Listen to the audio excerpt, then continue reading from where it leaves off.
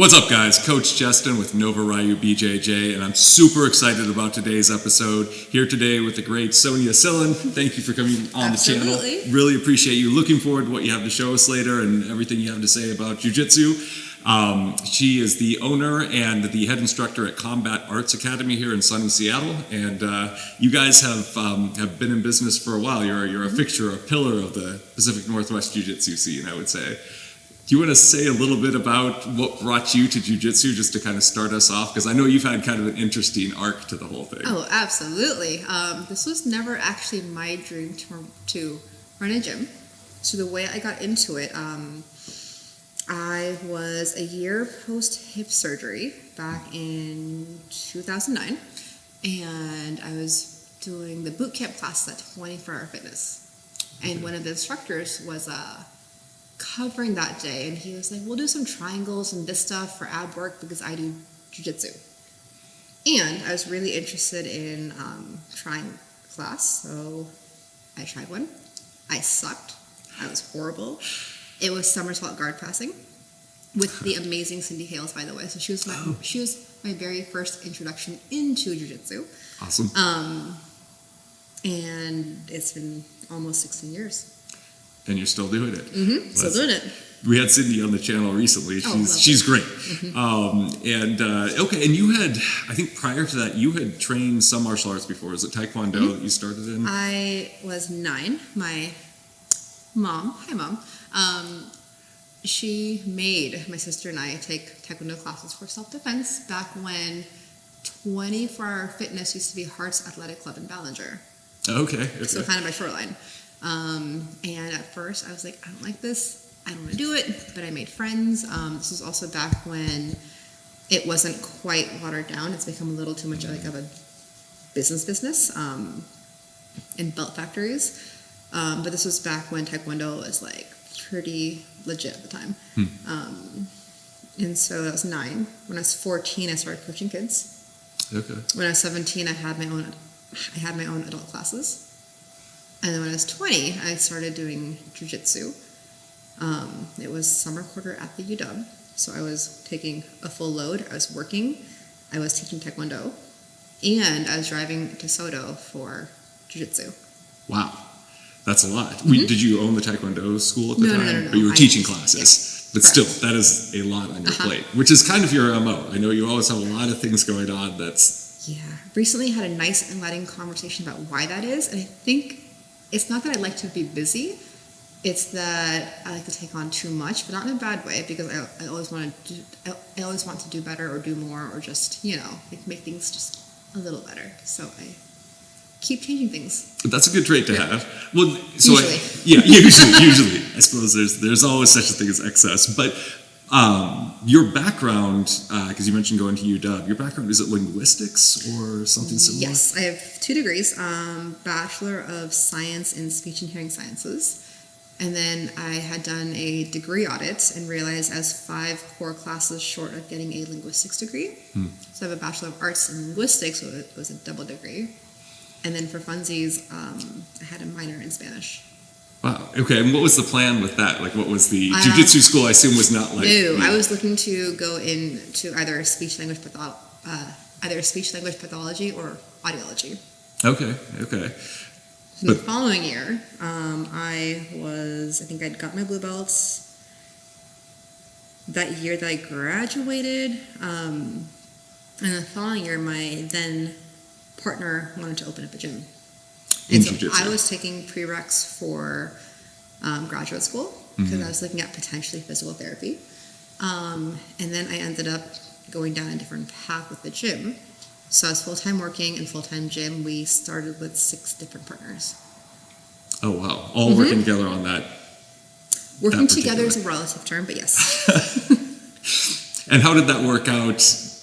Well, I had a friend recently ask me for advice because they were looking into going into business with a few friends.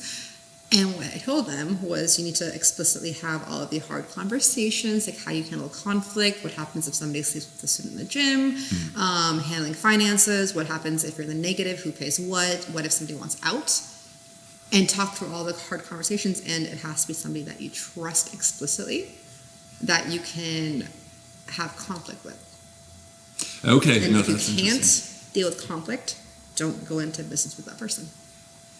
That makes a lot of sense. Everything seems good and attractive if you're with somebody you've trained with and you have a fairly good rapport with them. But yeah, what do you do when money comes into the equation? That can change a lot of things. Or when things are unfair or imbalanced, because it doesn't matter what kind of relationship it is. If you can't communicate, that's how the resentment builds. And then at some point, you've spun the narrative out to be something entirely different than what the actual truth is, and the other person spun the narrative over here too.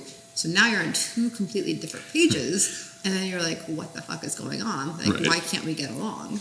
Why, like, I hate you. Like, what's happening? Like, boom. So that's where the communication is really important. One for you, with your background in linguistics and speech pathology,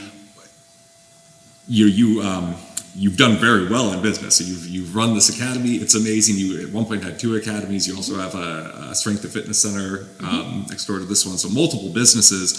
And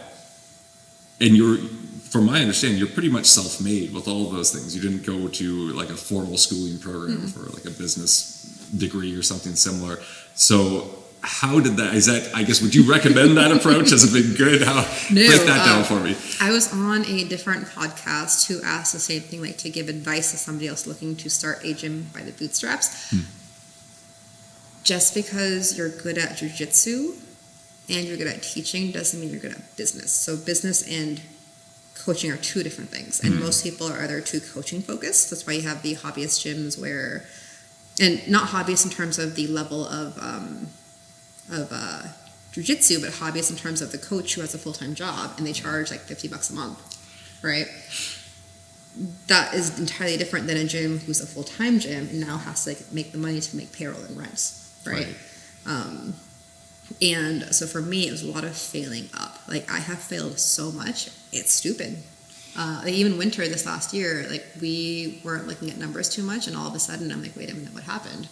Because inflation is real, recession is real.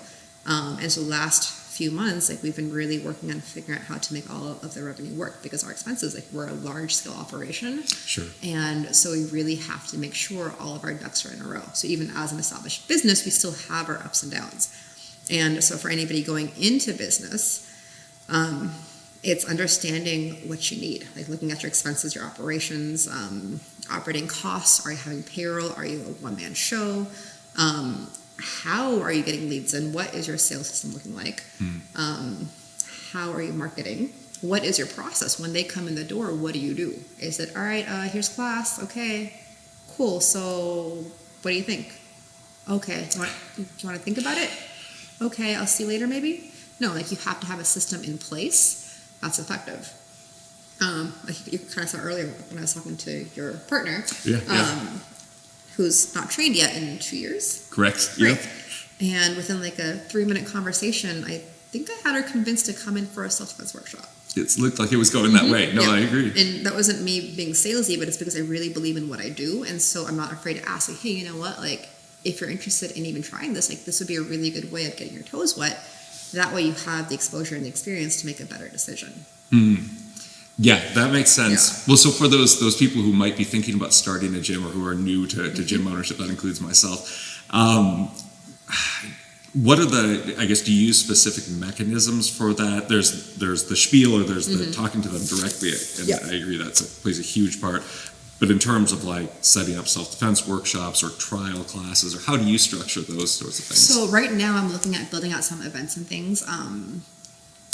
And really the biggest advice for that piece is building out SOPs, so standard operating procedures. And it's starting with the basics. Like, what is your process for new people? Do you have the front desk person or the coaches managing it? So let's say you're not there and your coaches are running classes. What happens when somebody walks in? So having that system in place, because I even recently have had coaches like, oh crap, I forgot somebody walked in looking for classes. Great, who was it? I don't know. Right? So the protocol, you greet them. What's your name? Awesome. Do you have experience? No? Fantastic. Yes? Fantastic. Because again, either way, we can take care of you.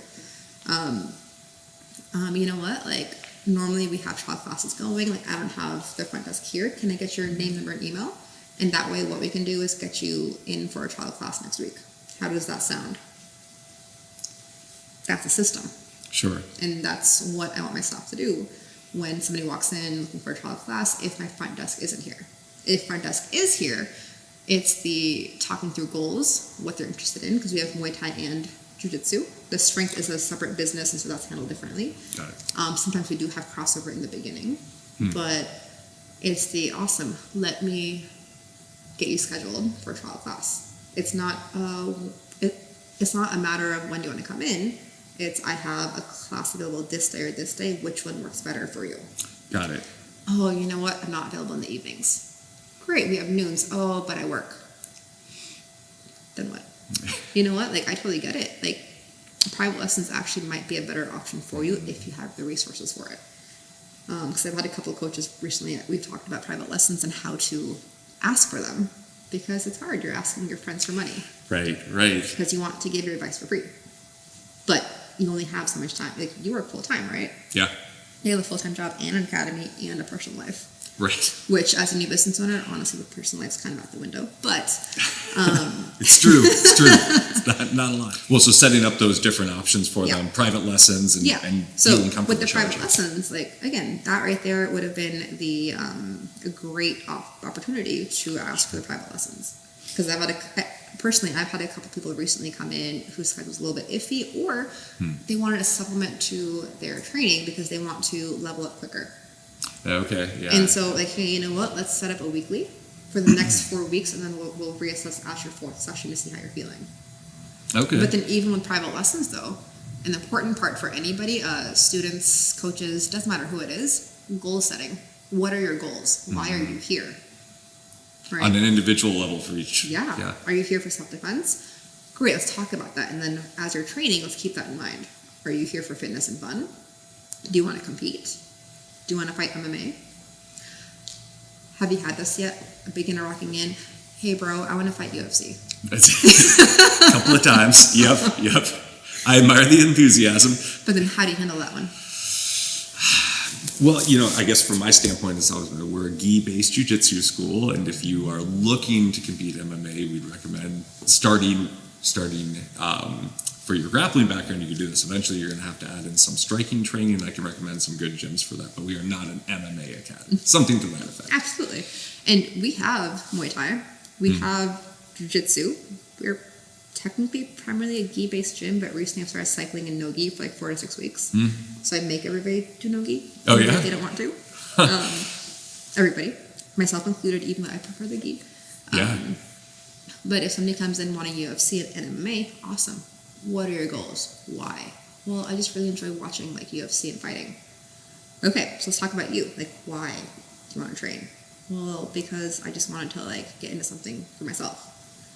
Okay, so here's what we do. We do gi jiu-jitsu. It will help you set up a foundation for your grappling, right? And honestly, if you're interested in MMA, and I tell everybody this, compete first, because it's a safer way of getting competition experience without having your face punched in, because that's a terrifying experience to having 4-ounce gloves coming at your face, right, for the first time ever. So it's better to have that experience in competition for jiu-jitsu. So honestly, I think your best starting place is in jiu-jitsu, gi or no gi. And then from there, after like establishing 6 months to a year, then looking at adding on striking, which I'm happy to help you find a good striking gym. How does that sound? That sounds great. Okay. Awesome. Are you free tomorrow for a trial class? I am, absolutely. Nice. Nicely done. But I want to fight karate. Yeah. Same thing. What are your goals? Like the parents coming in like, oh yeah, my kid really wanted to do karate. Same thing. What are your goals? Great. This is how we can help you. Like you want discipline and you want them to learn how to stand up for themselves and to not get bullied.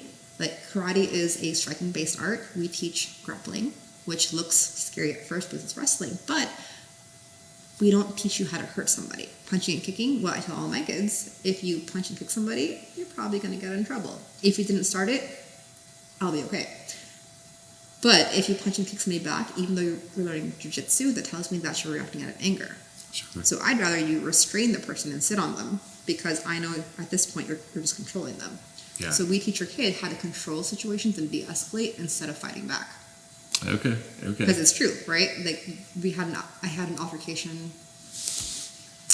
last weekend at Grappling Industries. Oh, really? I didn't. One of my kids competing. Freaking tough fought battles. He had 8 matches. Wow. And his opponent, she triangled him in the first gi match, and then he and her fought in the finals for no gi. Okay. And they went to go congratulate the other kid and the parent. And that parent got into my kid's face saying, "You bit her."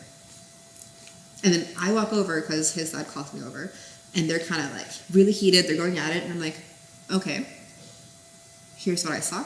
I seen the video why you could think that. And then we talk it through. I'm like, look, I understand. I don't believe that happened. If that did happen, we're going to have words because I teach respect and humility. However, if there are teeth marks, let me know, because there's no way there wasn't with how intense that fight was. Because Sure. It was a fight. And one of my dad, he had every right to be heated because this other dad is being kind of a jerk. Yeah. I was like, hey, walk away, take a breath, calm down, because again, I'm not trying to add fuel. I'm trying to de-escalate, and that's what we're teaching, and that's what we're learning in jiu-jitsu. It's not to fight. Right. It's to de-escalate and control with the ability to cause harm. Yeah.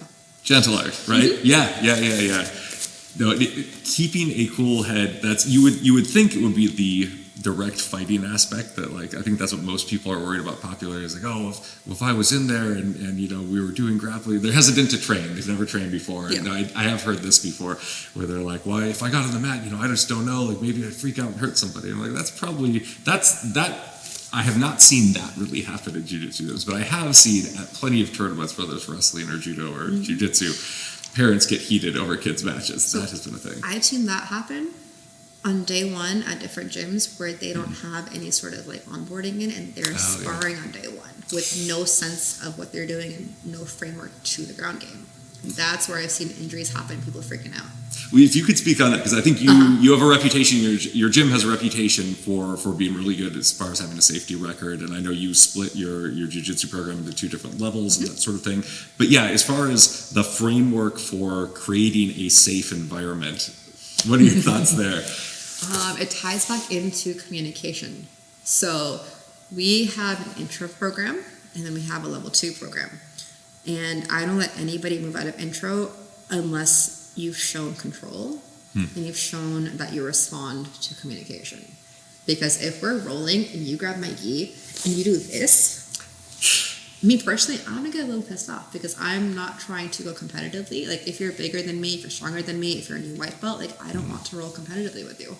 Sure. I'm too broken to do that. I've been through it. I want to be playful and I want to have fun. Every match doesn't need to be a tournament match, because in the gym we're not trying to win, right? We're trying to learn. Yep. And so from day one, we instill that mindset into every student. This is why we're here. We're here to do jiu-jitsu. We're here to learn this. And then we give them a framework. These are what the positions are. This is what guard is. This is why you pass the guard and how you pass the guard. This is how you keep your guard. This is what a submission is. This is what it feels like. This is how you tap. Because the people that get hurt, they've never been put in submissions before. And all of a sudden, they're like, "Oh, my arm. Blah, what happened?" Sure. Right? Yeah. But then with that comes conversations, because with people that have experience, it's a lot of reteaching on mindset. Because if the new white belt has a judo background and they take it out quickly and hard, and then you're like, "Oh man, I'm a purple. It's game on. Let's go." Yeah. And then you get the armbar and you pull it quickly, but you pop their elbow. Whose fault is it? It's the purple belts. Yeah. Because you know better, right? And so at that point, it's the purple belt's job to be like, "Oh, hey, how long have you been training? Mm-hmm. How much experience do you have? That was a solid takedown. Okay, you're a judo whatever belt, but you have 1 month of jiu-jitsu. Okay, great. That's helpful. That's helpful for me to know, because if you start at this pace, I'm going to match that intensity, and that's a competition intensity. Right. Because judo has 2 dials? 0? Yeah. 100. Same thing with wrestling. 110%. Yeah. Right. In jiu-jitsu, if you have the 2 dials, you're going to go home wrecked every day. So you have to have dials in between, because learning doesn't happen at 0 or 100. It happens in between. Dead drilling at 0%, it's good to get the movement down. I had a private lesson with a brand new white belt today. He's 2 lessons in 1 class, and we're doing arm bars. And can I actually show you how we did arm bars? Head that way. So what we did, and if you know Preet Mickelson, he's very big on eco-style training. Okay, right? yeah. It's not, let's go to mount, step over, and do all the steps. What we did today, we started here, and I explained why we control the head and the pinch here, and then we had them explore top and bottom how to hold this position and how to get the elbow out. So when I say go, just get your elbow to the mat. Go. Right? Because for the armbar, the finish is easy, but it's how do I maintain the shoulder positioning? Sure. And then we added the arms into the mix, where I hold the arm here, however I want to, and then when I say go, same thing, I'm trying to maintain for like 3 to 5 seconds, and then find the finish slowly. Go. Because then for you, it teaches you how to be calm on bottom, and how we can work together as a team.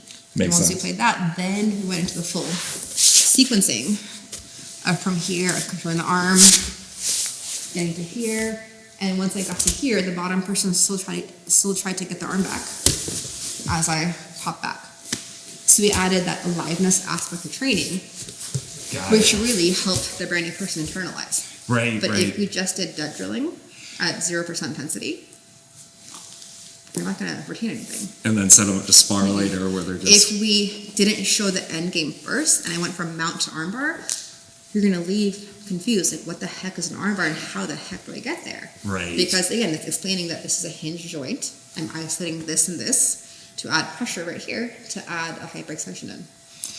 Right?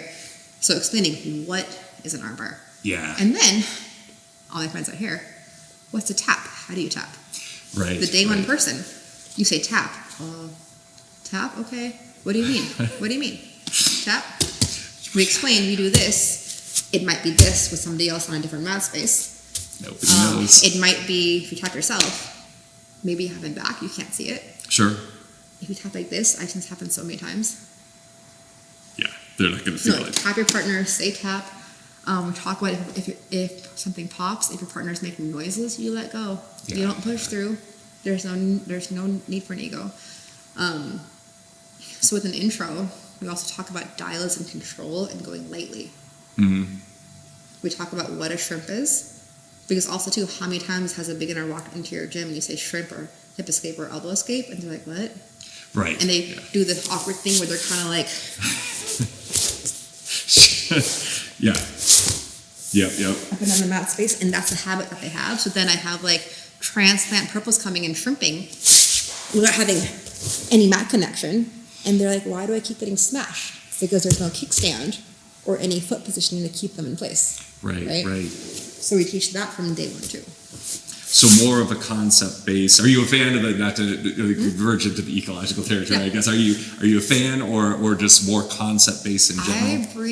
I bring Preet Mickelson up here once a year. Okay. Like a week at a time. Like, he is one of my favorite people. He's the reason why my open guard game is the way it is from like 10 years ago. Okay. Mm-hmm. Got it. So a lot of my retention stuff came from Preet. Okay. Mm-hmm. But I do a blend. I like to, because it's hard to get into technique and the eco style if you're not sure what you're doing. And so I like to show some things and then play eco or play eco into technique. Got it. Like with guard stuff, if we're showing X guard things, it's sometimes hard to get into ecological play, but I'll do it to maintain the position, like trying to extend the leg while the top person figures out how to break the position. Got it. Okay, no, that makes sense. That so absolutely just games makes sense. and constraints, because if you say, all right, pass and sweep, there's too many options. Yeah, There's it's too many overwhelming. options. So. And so is that same philosophy for both kids and adults classes? Like you teach them roughly the same that way? I've been playing a lot with my kids' classes, but I do keep the curriculum consistent for them. Because if every day is a different thing, they don't retain anything. Yeah. But for kids, adding a lot of game-based, like we'll do some like guard passing, for example. We'll do a lot of drilling and for the movements. Like here's what a gorilla scoot looks like. Here's how to do it on a dot, because we have little dots from kids. Got it. Now here's what it is on a person. And then we're going to play a game. Top person, you're trying to touch your knee on their belly. Bottom person, you're trying to pull them in a close guard. Okay. Got it. Yeah. Got it. And then we might add a couple more constraints or change it up a little bit. Okay, top person, your only goal is to go chest to chest. Bottom person, you want to keep your feet on the hips for 10 seconds and then you win. Okay.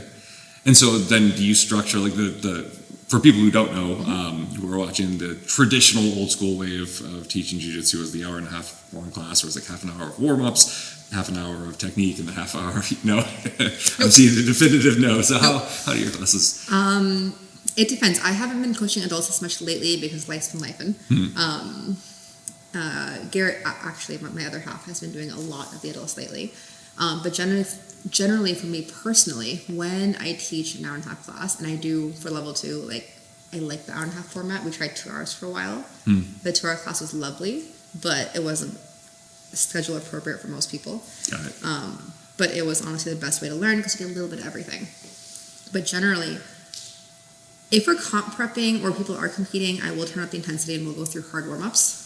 But generally, we will warm up with games and drills. Like maybe it's a takedown drill or game, a little game of tag. Yeah. Right? Like, I have a silly game. Can I show you? Sure. Okay, go ahead and stand up on your feet. Okay. Take your open hand, tag my head. Okay, that's your only goal, is to tag my head. Okay. Go.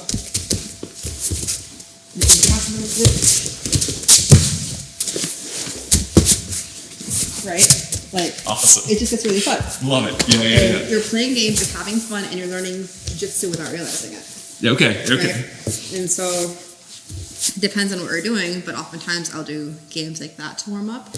Maybe it's like a standing game where we're tied up and I'm trying to tag your foot. Okay. Toe tag games. Yeah. It might be a technical warm-up, it might be sweep or sweep, it might be guard passing warm-ups, but I won't do line drills every single class. Got it. Okay. No, that's cool. And there's a give and take, because doing line drills, I believe, is really important because you're getting the repetition in and your body gets used to moving in that way, like sit-throughs, for example. Yeah. Right?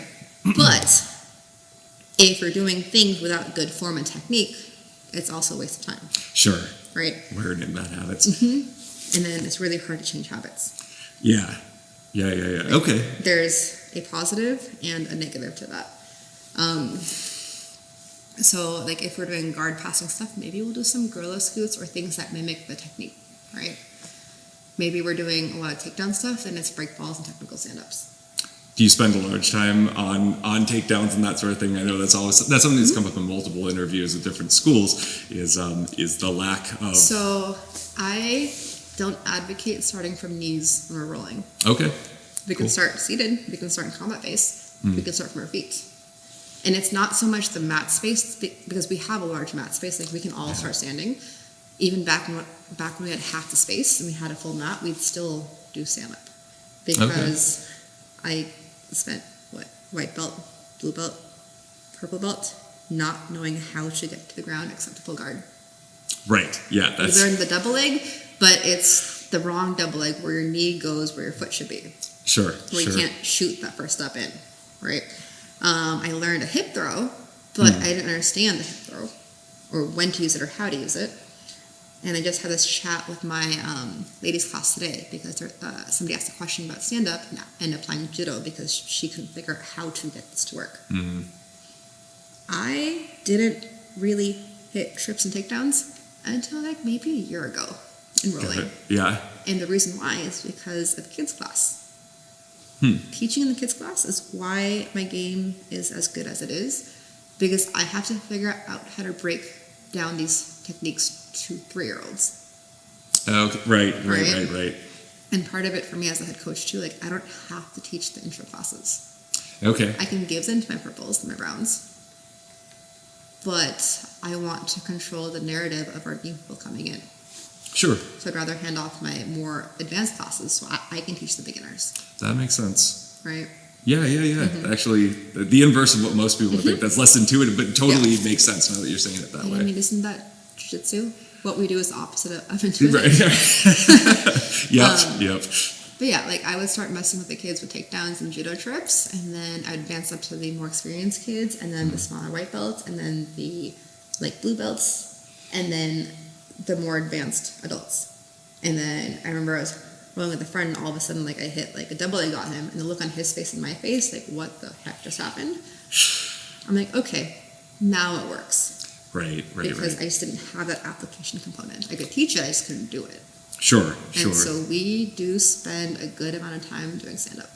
Okay. And it might be like a 5-minute part of warm-up. It might be part of class. It might be half the class. It might be all the class, or maybe not for a couple of weeks. Got it. But it's definitely an integrated part of it. Yeah. Like my 4-year-old loves to hit a Swojagari.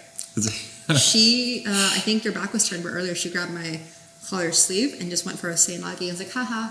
Nice. And That's I awesome. haven't taught her outside of class. Okay. These are only from the kids' classes that she's learned these. That's, as a judo guy, I'm happy to hear that. I think Jason actually captured one of her Swojagaris on photo at, I think 2 revs ago. Nice. Yeah. Right on. Well, then you also mentioned something that I definitely didn't want to forget about. It was so you did like a mandatory no-gi training session. Like, yep.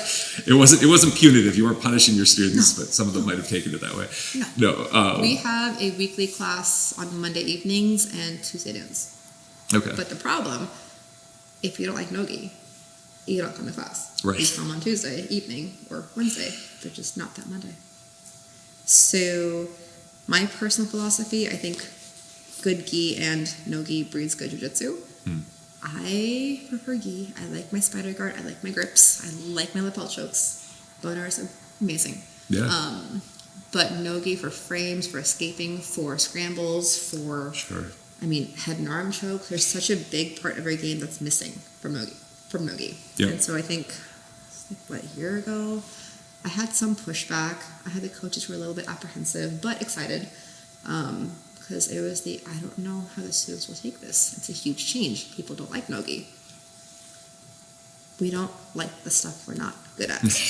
I don't like running. I'm getting better at running. I still hate running. Yeah. But I'm getting there. I struggled, so I'm doing some Olympic lifting. I struggle with clean and jerks and snatches because my shoulder has been injured. And a couple of weeks ago, I hit a legit snatch. My weights are going up. I can do some clean and jerks.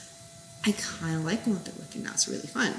Right. But 3 weeks ago, I was like, nope. I don't like this. We avoid the things that we're not good at. Yeah. It's uncomfortable. We hate it. So the first time doing that, everybody's like, no, do we have to? I don't want to. It's stupid. By week 3, because it was a 4-week cycle, that very first one, everybody was like, do we have to go back to gi? I don't wanna. Really? Mm-hmm. Wow, that's okay. Even right now, people are excited that we're in a no-gi season. And so you'll run every class no-gi then? Mm-hmm. Intro stays gi. Okay. And in the women's class, I leave it up to the ladies for the level 2. Yeah. Okay. And an open mat is whatever people want. Even if we're in a gi season, if people come in no-gi, it's fine. If you walk in no-gi and you ask me to roll, I'm not going to be like, no, thank you. I'll be like, yeah, sure. And I'll take my top off. Got it. Interesting. Okay. No, that makes sense. Mm-hmm. That's, yeah. I'm pretty partial to the gi, and especially like as I'm getting older, I find it's easier to slow people down. And like, there's all sorts of advantages. Yep. And I just like it. But yeah, I now, like I've moved into a stage of life where I have to force myself to do no-gi sometimes. If we're rolling no-gi and I'm being lazy, I will just work on retention. Sure. I'll just go spin all day. Well, then because you have Muay Thai here that you offer, is there any integration between those classes? I suppose there's students that cross over in both programs, but do you do any striking in the jiu-jitsu? No, and I've been meaning to like add on like a once in a while like jits with hits class because it's really good for self-defense. There are moments where I'll be like, hey, open hand, just tap a partner in the head. And not, these, but actually like open and just touch, because if you can do that, it means you can punch them. Yeah. So I'll add some things in like that depending on the class. But there hasn't quite been any integration yet. No, that's fair. We have crossover. We've had people interested in MMA, but usually they end up gravitating towards tournaments in jiu-jitsu or fighting in Muay Thai. Got it. Well, but you've had like a fairly extensive background, I think, in striking out. So you competed Muay Thai and kickboxing. So I've had 11 fights. Okay. The first 3 were MMA. Got it. And I had no idea what I was doing. Oh, it was early on? I was, I think, a purple belt 2016, 2017. Okay. And my first fight was after a rough breakup. And I was like, yeah, I'll fight. 1 month into Muay Thai. Oh, wow. Maybe 2. I had like a little kickboxing smoker, like a baby fight 1 month in, and then I think a month or two after that was my first MMA fight. I did not know how to take a punch. I was walking into punches. I had no range management. Got it. First round, I think I slipped twice, and then I caught a shot and had a flash knockout. I woke up on the ground with my guard game, which basically she avoided because she knew I grappled and she wasn't big on grappling, and so the technical stand-up saved my face. Thank you. Nice. And that fight went into a majority draw because she won the first round 10-8, and I won the next 2 rounds 10-9. Oh, wow. Okay. And then I fought at Battle in the Barn. I think that's Cody Houston's guard. Okay. And then that one, again, I had no takedown game, but my grappling game got better. My ground and pound game, there's an arm in front of me, and I ignored that because I was too busy trying to punch her face. And then the next one, I fought 5 days later on King of the Cage, which is really stupid. Wow. Between fights, 5 days. I didn't know any better. My coach was like, yeah, sure. Like, you seem fine, you're good. I had a full 3-round fight. Man. And then I fought 5 days later. I was in my head. I didn't know the rules because it was full elbows, no shins. It was on a casino, and it was a pro-am card. I was better than my opponent. I knew that. First shot caught my eye, went down. I could have fought a ground game. I mentally gave up. Gotcha. It was a 32-second TKO. My contact popped out. I was disoriented, but really, that was an excuse. I mentally gave up. I quit, which was a lesson, and that's one of the lessons I teach our guys too. Because when you don't have that mental sharpness, you can't push through. So when things get hard, do you fight or do you quit? Right? So I tell all of my fighters, like, I'm gonna make you cry before you fight, because if I can push you to your breaking point and you can push through that, you're safe in the ring. So after fight number 3, I ended up switching exclusively to striking for 4 fights. I was like, my striking's garbage. Let me figure this stuff out. And so I think I had 8 more fights that were all Muay Thai and kickboxing. It wasn't until my very last fight, which was September of 19 before COVID hit, that I finally figured out how to fight Muay Thai. Okay. Mm-hmm. And then COVID hit, and then I got pregnant, and then here we are. Do you train any striking at this point anymore? I will coach it a little bit. I haven't really had time to get back into striking, even though I want to. I'm focusing on weight training and stability building before I get back into Muay Thai. Got it. No, that makes sense.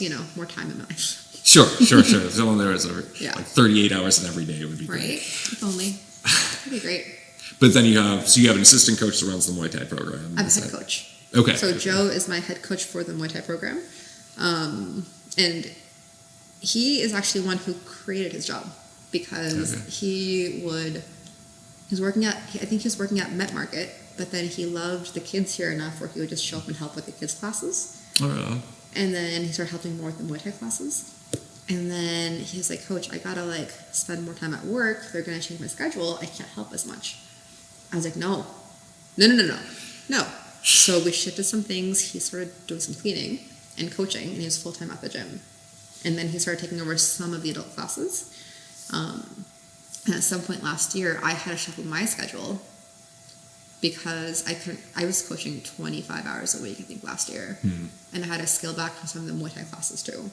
So I stepped back from all of the Muay Thai classes and put them in my place. Okay. And it's been pretty great. Because I started teaching Muay Thai when I was 5 months pregnant.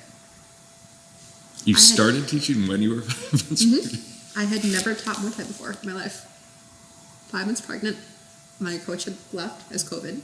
And so I took over the entire Muay Thai program. I almost canned it, actually. Yeah. Wow. But made it work, and it's still right. That's kind of been a thematic element for your story. I think it feels like because your original, when you were starting the gym originally, wasn't it something to the effect of maybe your coach had moved or something like that?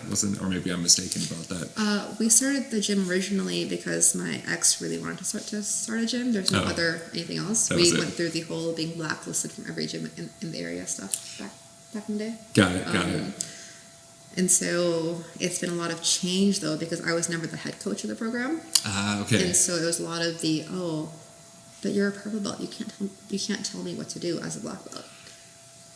It's my business. Right. If people quit, it is literally my business. And so we went through a lot of change. I've been under 6 affiliations. That was a big question I wanted to ask you. Just what you thought, because I know you've been vocal about affiliations. So to just my 2 cents, they kind of almost seem in some ways like a holdover from a different era of jiu-jitsu, but I don't know what you think about them as far as just their general utility for the art, or whether, when they're done with good intention. So everything's about intention, right? It honestly depends on the intention behind the affiliation. And as a gym, are you doing it because you think you can't survive without it, or because it's a genuinely good relationship, right? Because I've been on both sides of that. Right? Okay, got it. What were the positives you might have taken away through having an affiliation? Yeah. You have connections, you have other gyms, different perspectives, different people to learn from. So I think there's a lot of benefit that way. But that's also the benefit of having an open door policy for your gym. Sure. Like, sure. I've had students who train here, but their head coach is a different gym. And that's fine. Yeah. That's totally fine. I've had people who moved to other gyms and they were afraid to tell me, but I kind of figured it out. Why? Because they like the vibe better. They roll harder. I'm like, awesome, great. Come back and visit on Sundays. Sure. So I have a really open gym policy in that regard. Like, our Sunday women's classes, it's open door as long as you have a home gym. There's no drop-in fee. Cool. And the reason why for that one, like, if you have somebody who mat hops a lot, like, it's not as frequent now, but back in the day, people would go to different open mats to beat the crap out of other people. Yeah. But they have no home gym. There's no accountability. So if you don't have a home gym, you pay a drop-in fee. Oh, I see. Okay. But Sunday women's classes and open mat, like, as long as you have a home gym, you're more than welcome to come play. Okay, awesome. Yeah. Okay, well then, what were the negatives, the way you see it, with the affiliations, or what experiences might you have had that colored your perceptions on? I mean, the first one was tied to the professor. Oh, I had my first one. I left them when we opened up the gym. The one that we started with left, and then we went under a different team, which honestly was pretty great. They helped so much for the business stuff. But when my ex left, there was a lot of drama, and I didn't have their support. Like, they knew that my ex was abusive, that he slept with a student. It was a whole bunch of nonsense, and they ended up having his back and not mine. Got it. And I joined a different team that on the surface level seemed really great, but they were a little more money-minded and business-minded than people-minded. And it's a people sport. Yeah. And the old school mindset of, like, again, as the purple belt, I can't tell them what to do. Got it. I can. Because, again, when students quit because they get injured, that is a problem. Sure. Right. So the next one ended up, this was, not trying to drag names of people, it's just my version of the truth. During COVID, he started teaching behind my back at a different gym. Oh. And again, this is during my pregnancy. And I didn't know. And then ended up focusing on the 20% of students that wanted to train unmasked. And it was during COVID. We're in Seattle. I'm pregnant. We're a respectful gym, right? And then when I went, the second lockdown was when I was 9 months pregnant. And he ended up throwing a tantrum on Facebook in our group, left, and took a bunch of students. So when I was a week before my due date, we lost $3,000 of revenue during COVID. Oof. So that was the last time I was under an affiliation. Got it. Yeah, that makes sense. Well, okay, so as a bottom line, if somebody were just branching out, or again, thinking about starting their own academy, or they were a brand new academy owner, are affiliations needed? No. Okay, fair. I mean, some affiliations come with a pre-built website, the templates to get you started, the marketing support. That can be really helpful. But at the same time, if you work with somebody like Zen Planner, so I pay for the Studio version, that's the software for the member management. I also use Engagement, which is their CRM, which they have the website templates, they have the click the action stuff figured out, and I set all of that up on my own with some help from them. Okay. And honestly, like on that side, the strength side, I don't talk to people until they walk in the door. They go online, they book their intro, and they get the confirmation text and the little automation that comes with that booking. And they might text if they have a question. But the way it's set up, it sets up their confirmation. Like, I have one at 6 p.m. tonight. Okay. It sets up the confirmation, and then they walk in there, and I'm over there, and we talk. I literally did no work. And as a business owner or owner of multiple businesses, time is money, so that's awesome. Okay, got it. And that's Zen Planner that you use then, and that's been the experience. Yeah. That's very cool. Well, okay. To switch gears for a second here, just on some philosophy questions, because I'm always curious about people who are teaching at a high level, running schools. Do you watch jiu-jitsu for fun? Like, will you watch competitive matches like somebody would watch a football game? Or I used to. Yeah. It's been really hard this last year, and honestly, and I'm sure a lot of like business owners have felt this, and you might have. There are days where I'm like, why am I training? What am I doing? For sure. Do you have those days? Yeah. Because like right now, my focus isn't jiu-jitsu, it's weight training. Sure. It's strength building, it's not grappling. And honestly, I've been staying off of social media, so I haven't really been watching any clips on there. People ask like, oh, have you seen this video in this match? I'm like, no. There are times where I will, like when my daughter was 2, she would fall asleep to white noise, but really, we would watch matches. We'd put Mackenzie Dern, old school matches, Theon Davis. She wanted to watch my matches, and she would ask, can we watch Auntie Theon? Can we watch Auntie Margot? Because we'd have like Margot Ciccarelli up. Right. And so we'd have guests up, and she'd be like, can we watch their matches? And she would fall asleep watching matches. So that was a nice, fun little like... That's awesome. ...tradition we had. But recently, not so much. Got it. Yeah. I think we all kind of have our, anybody who trains for any length of time, we kind of fall in and out of love with jiu-jitsu. Yeah. You always come back to it, I feel like, for the most part, but like I definitely have phases. I mean, the joke is it's the partner that will never leave you. Yeah. You can leave it, but it will never leave you, right? Because I've had members leave because of relationships. Mm. They get into a new relationship and they quit because time, this, that, whatever. They'll come back. Yeah. They do. It happens because this is the one other half that won't leave you. Yeah. Well, then, so a second question then that I like to ask everybody who comes on the channel, and I'm sure you deal with this already as a school owner a lot, but for people who are just thinking about starting jiu-jitsu or may have just started and they're on that vulnerable phase of things where it's really tough in the beginning and there's a high attrition rate, what words of sort of advice or wisdom would you impart to that person? So I actually do advocate shopping around.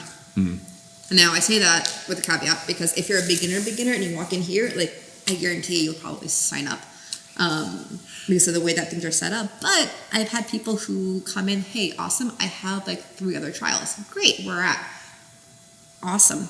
When you finish those, just hit me back and tell me if you want to come back here or if you signed up elsewhere. That's okay. If you have experience and you walk in here looking for a gym, I will talk to you about your experience and then drop like 4 or 5 other names in the area that you should check out if you're trying to shop around. If they're women, I will be a little more like, hey, this gym has a lot of women, check them out. This gym over here, be careful because they roll hard. I will answer that caveat because, again, safety is really important. Yep. So for anybody brand new starting off, like, does the gym have an intro program, like a fundamental curriculum? Can you ask questions? Do you feel really stupid if you ask questions? That's a really important one because a lot of gyms, like, that was me growing up in jiu-jitsu, I couldn't ask questions. I was weak if I did, right? Especially being one of the only women. Is there a diverse group of people in the gym? Is it a bunch of big, strong, athletic dudes? Is it a bunch of like hobbyists who work a 9 to 5? Are there a lot of moms and families? Families are a good indicator. Yeah. Is there a variety of ages? A bunch of like young people and old people? Yeah. Right? Yeah. Sizes. Are there a lot of big and small people? Like, is there diversity? That's a really important part of looking for a good home gym, because if there isn't, then it's a one-type school that focuses on one type of person. Sure. And then everybody else who comes in, they're on the outside, and they can never actually see progress. Yeah. Awesome. Ooh, and the fun one, does the coach teach their own game, or do they teach other things? Okay, yeah. Right? Yeah. I visited a gym in Hawaii, and every single person, guard pull, daily hiva, which was a coach's game. I'm like, what the heck is happening right now? Every single person, like, right to guard pull, daily hiva. So. Well, okay, so would be my final question for you on this. And this is something that I, am figuring out how much of a struggle it actually is, right? You've been training for 20 years, and you pick up jiu-jitsu, but you can't know all of it. And so then when you're teaching, I feel like it's, you should be branching outside of your game to teach all aspects of jiu-jitsu to people. How do you, as somebody who's the head coach, how do you keep adding to your game? Like, what sources do you use to improve yourself? Because it's hard when you don't have a head instructor over you. And honestly, I haven't really been doing much of that this last year. Yeah. But before that, I built out the curriculum that, okay, this week is this guard, this guard, this guard, and now we're going to switch to pass, and then we're doing half guard, top and bottom, these 2 weeks. But then I will have a list of things I want to teach that I don't know. Because if I don't know it, I have to do the work to learn it, right? Sometimes I'll pick something that I want to work on, but really it's when I'm rolling with people, what's the hole, what's the gap, where are they struggling, right? Like I play a lot of turtle bottom, but not top. Mm-hmm. And so I had a stint where I'm like, okay, we're spending 2 weeks on turtle top. Got it. Right? So it's just, or takedowns, right? Like judo. Yeah. Shot defense. It's not my forte until I can teach it. Got it. Makes sense. I love it. Like, I play spider guard. You can only have a couple of students that play spider guard. See, that's, I think, a good indicator of a good gym, right? Yeah, not everybody emulates the coach's game. So I'm striving hard not to. I do a lot of spinny spin nonsense where I will spin the turtle and then go back to my guard. And I have a handful of students that might spinny spin to retain their guard. It's a technical term. Spinny spin. Spinny spin. Right on. Awesome. Well, thank you, Sonia. I really appreciate it. It's been fun. Looking forward to the technique you're going to show us. And check out Combat Arts Academy here in Seattle. Awesome. Thank you.